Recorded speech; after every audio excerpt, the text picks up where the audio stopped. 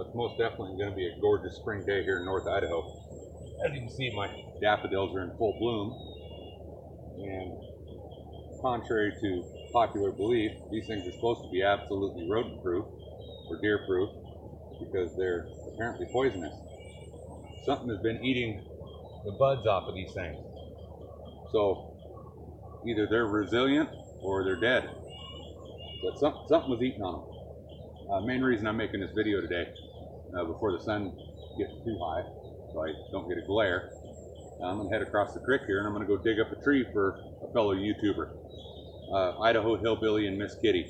They live down in Council, Idaho, which I think is about 5 hours south of me, maybe a little further.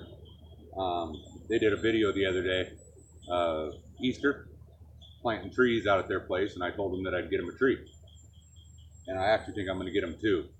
One of my Engelmann spruces, which are extremely abundant over in this marshy area, and then one of my fir trees, either red fir or white fir. I think I'll probably harvest over here unless I find one over there.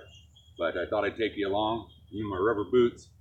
My creek's flowing, which is a plus, except for it's probably a foot deep. I might be able to get across it, but I've got to carry a tripod, a couple of 3-gallon tubs, and a shovel. So let's see if I can do this.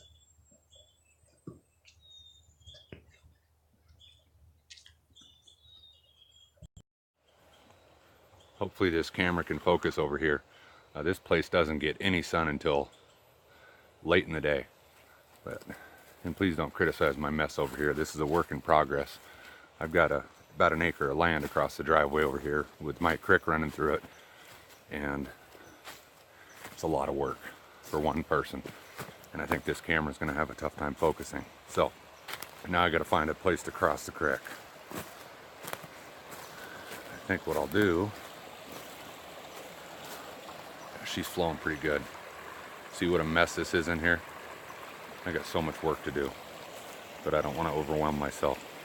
I think the best place to cross, probably going to be right down in here somewhere, so I'm going to get those buckets across the creek and my shovel. Let's see if I can get down here and across without getting wet.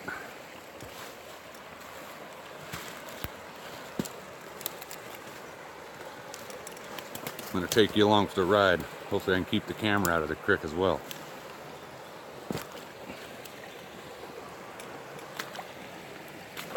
Oh, almost over the boots already.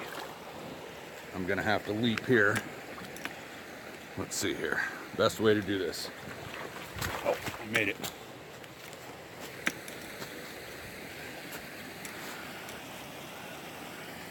A little bit messy over here, but it's absolutely gorgeous.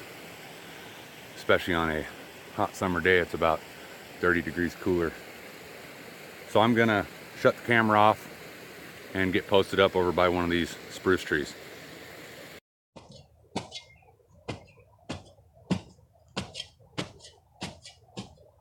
This is actually pretty funny. I've never come over here with this much equipment. I set the camera, shovel, buckets out in the woods somewhere while I walked around to try to find a prime candidate for a spruce. And I couldn't find my equipment, so it took me a while to locate it. This is probably the best one I found.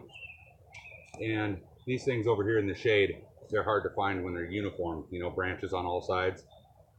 This one's got a bit of a bend in the trunk, but it's a nice looking tree. Now, rule of thumb is, the farthest out branches are the drip line of the tree. That's where the roots are gonna be.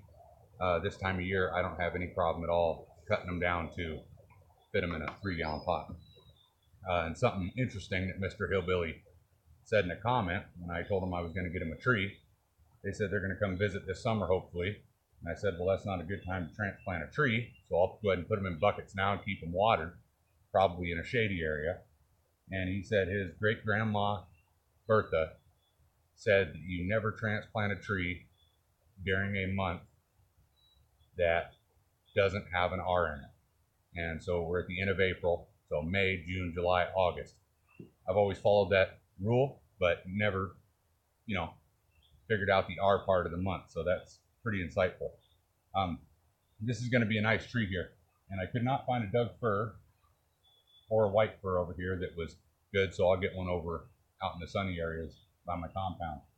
And I've been known to take a fir this big, transplant it, and have success. Now these little spruces, these Engelmann spruces, they look sparse right now. It's going to take several years for it to fill out, but I'll show you one that I did about 5 years ago, and the thing's absolutely beautiful. It almost turned blue. So I'll get to digging this up, get it in a pot, and then I do believe that I found a western hemlock that I'm going to send with him as well. So looks like you're going to get 3 trees, Mr. Hillbilly.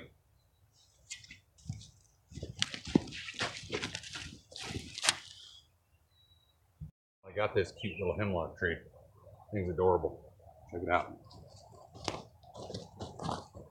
Okay, so once I get it back to the cabin, I don't know, 9 inches tall.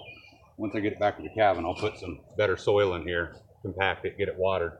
Same with the spruce. Now, I haven't had any luck with these hemlocks, transplanting them, other than my Alaska tree, because I think I tried to go for too big of a tree. And these things have a strange root system. I'm not quite sure how they reproduce, but they always seem to be coming out of a stump or an old log. They've got long roots coming off of them that are bigger than the trunk. So I don't know if that's part of the structural, I don't know. But we'll get it watered, we'll give it a try. Now it's time to cross the creek with extra weight. I'm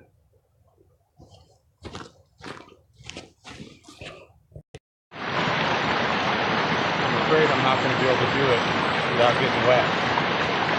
Got a 2-foot deep spot here. I don't think I can jump with these buckets in my hand. Give it a try. Yeah, maybe I can do it. Well, I'm going to need a new pair of socks.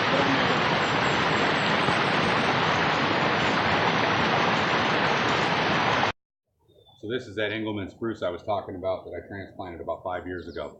Now anytime you take a tree from its native area and damage the roots and whatnot, it takes a while to establish. And this thing took a while to get a hold, but once it did, it took off. As you can see, it's about 4.5 feet tall.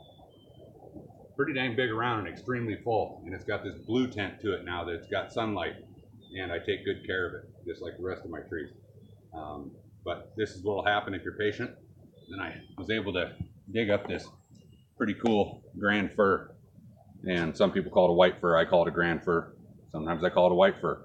But I've got this bucket of my special soil here, which is topsoil with compost, and then I've got the native soil in these buckets. I'm going to repot them with some good soil, get them watered, get them placed somewhere out of the direct sunlight, and hopefully these things survive, and Idaho Hillbilly and Miss Kitty can come visit this summer and pick up their trees. Now, by chance, somebody is subscribed to me that's not subscribed to Idaho Hillbilly's channel.